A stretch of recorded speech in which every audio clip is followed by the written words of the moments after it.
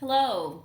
I decided it would be more fun and more personal to create a YouTube video introducing myself to the parents of my GOA creative nonfiction students who officially begin their coursework tomorrow. As you know, they completed the 3-day orientation last week and they're about to embark on quite an adventure getting to know one another. It's a good group. We've got 11 students from all over the world, including Jordan, India, Mexico, America, and they're a wonderful group, highly engaged, very thoughtful and imaginative, and I feel very blessed to get to teach them. My name is Pam Fisher, and this is my 29th year of teaching.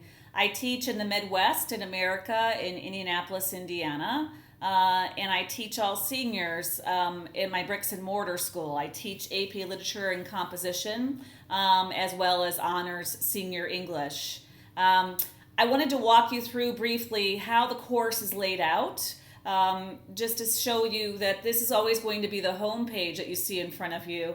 There is something called a Gantt chart that gives students an overview of each module. So when they get in here, if they want to go ahead and print it out, they're going to go ahead and click on this top link here. And I'm going to encourage them in the video they watch tomorrow to go ahead and print that out, either by clicking on File Print or by printing on this button right here. You can see that it's a bit unwieldy here on the screen. It does much better on paper. So that's the first way that they can get a handle on what's happening.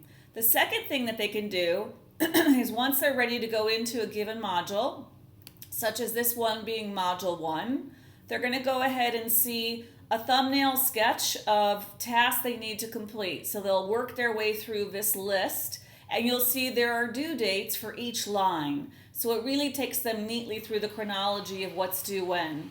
And then lastly, the second link is always going to be their to-do list.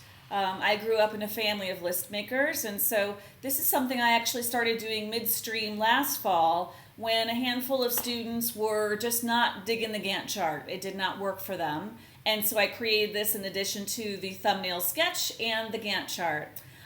More importantly, I wanted to let you know that I think the most important thing for you is probably, what is my child doing and how does this work? I have to confess, when I started the course last fall, I didn't know what to expect. I didn't know if it would be possible to build community online.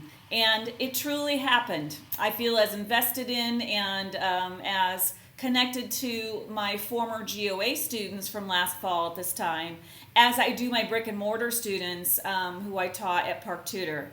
These students will be participating in a series of group meetings online, virtual meetings, to discuss one another's work and to support one another through their ventures of navigating their way through the course.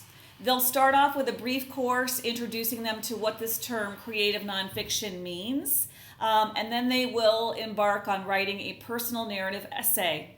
After that, they'll have their biggest group project, which will be a podcast of their own creation on a topic of their own choice, and then they'll each create their own episode.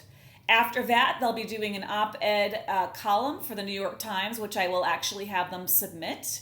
After that, they'll do an essay on place, as well as, what was the sixth one? There's one additional one, and then there's going to be a StoryCorps podcast they'll do where they'll interview a family member or a good friend at the end of the semester.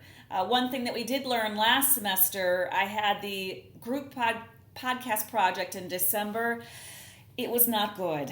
They were very anxious as they were stressed about finding time to Skype when they had end of semester obligations in their brick and mortar schools. So that's why the group project comes much earlier this fall to meet the realities of the average teenager wherever he or she might be around the world. So feel free to send me an email, or if you'd ever like to Skype, let me know. I'm so appreciative that I have the opportunity to get to know your children. Take care.